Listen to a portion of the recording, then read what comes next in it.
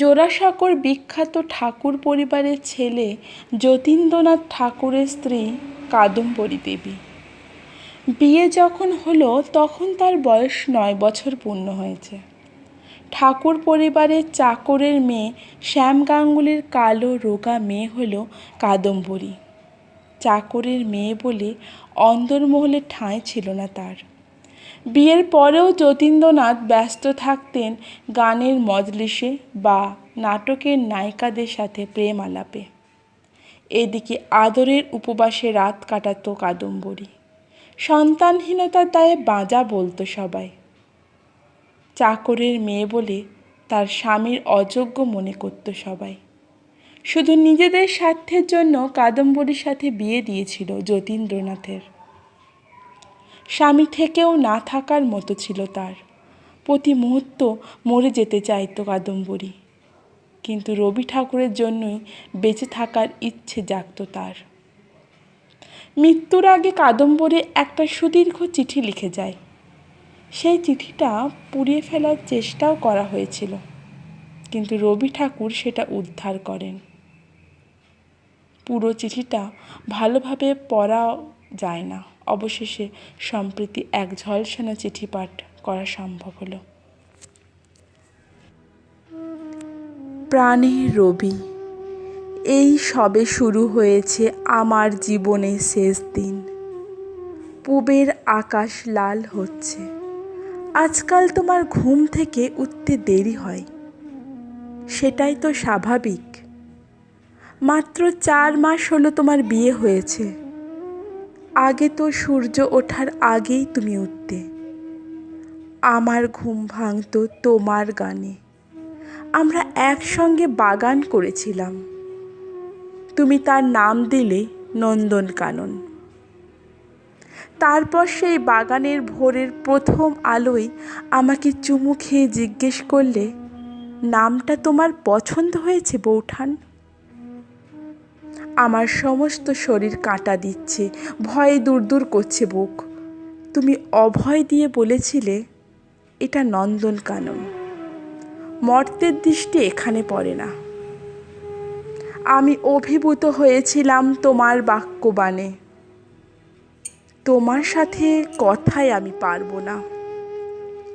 তবে তোমার আমার সম্পর্ক, সে শুধু আমাদের, তাকে প্রকাশ করো না তুমি। আমার ভয় হয়। এই বাড়িতে তুমি ছাড়া আমার কোনো বন্ধু নেই। এ বাড়িতে কেউ আমার মন বোঝে না, শুধু তুমি বোঝো। আমার সমস্ত মনটা শুধু তোমাকেই দিয়েছি রবি। তুমি যে আমার ছেলেবেলার খেলার সাথী। রবি, তোমাকে চিরদিনের মতো ছেড়ে চলে যাওয়ার আগে আমি আমার মনের কথাটি জানিয়ে যাই। কোনো মিথ্যে নেই এই কথার মধ্যে, কারণ আমি মিথ্যে বলতে শিখিনি। আমি শুধু তোমাকেই ভালোবাসি রবি। তোমার মতো অন্য কোনো পুরুষ যে আমি দেখিনি। রূপে, গুণে, গানে, প্লাবনে তুমি যে অনন্য। তুমিই আমার একমাত্র ভালোবাসার পুরুষ।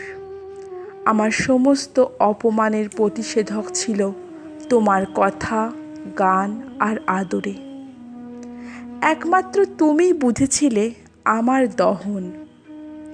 সেই দহনে জ্বালিয়ে নিয়েছিলে নিজেকেও। এই তো সেদিন বৃষ্টির মাঝে মালতীলতার আড়ালে হঠাৎ তুমি টেনে নিয়েছিলে তোমার বুকে। সে টানে অন্তরের উজান ছিল রবি। আমি বাধা দিতে পারিনি, হয়তো দিতেও চাইনি। জানতাম এটা অন্যায়, তবুও অন্যায়ের গলায় পরিয়েছিলাম আমার হৃদয়ের বড়মাল্য। এ অন্যায় আমার কাছে ছিল পুষ্পের মতো পবিত্র। বহুদিনের আদরের উপবাস সেদিন ভেঙে গিয়েছিল তোমার হৃদয় প্রবাহে। ফুরিয়ে যায়নি তোমার অধর অমৃতের স্মৃতি। কিন্তু আজ জীবন ফুরিয়ে যেতে বসেছে।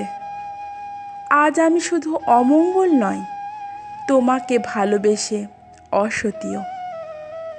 এখন বিয়ে হয়েছে তোমার, তাই দূর থেকেই দেখি। কাছে ডাকার, কাছ থেকে দেখার অধিকার নেই আমার। অনেক বদলে গেছো তুমি, আর তার সঙ্গে বদলে গেছে আমার বেঁচে থাকার ইচ্ছাটাও।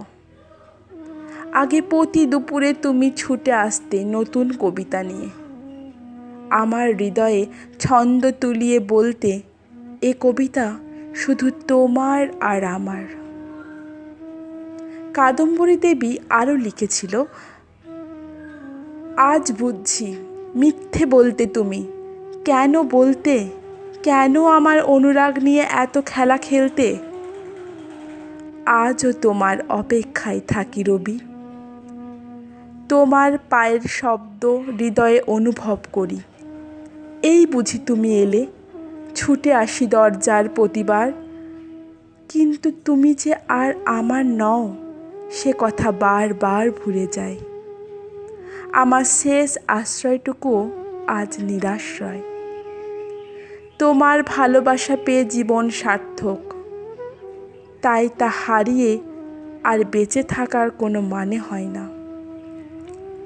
নন্দনকাননের সেই সকাল, কবিতা পাঠের সেই নিঝুম দুপুর, ছাদের সেই স্নিগ্ধ সন্ধ্যা, সবই রেখে গেলাম তোমার আর নতুন বউঠানের তরে। এগুলো এখন বিষের মতো লাগে। রবিহীন এ জীবন এক নিছিদ্র অন্ধকার।